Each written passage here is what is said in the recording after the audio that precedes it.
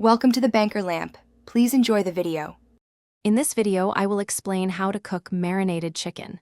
Marinating is a fantastic way to add incredible flavor and tenderness to your chicken. Before you start, always make sure your chicken is completely thawed. Then, pat it thoroughly dry with paper towels.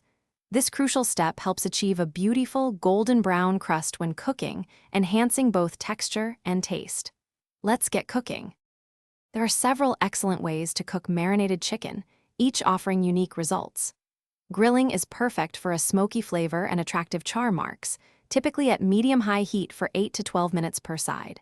Baking in an oven at 375 degrees Fahrenheit ensures even cooking and moisture, taking about 20 to 30 minutes.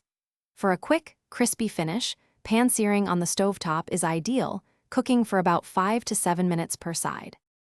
Achieving the perfect doneness is key to delicious chicken. Always use a reliable meat thermometer to check the internal temperature. Chicken is safely cooked when it reaches 165 degrees Fahrenheit in the thickest part.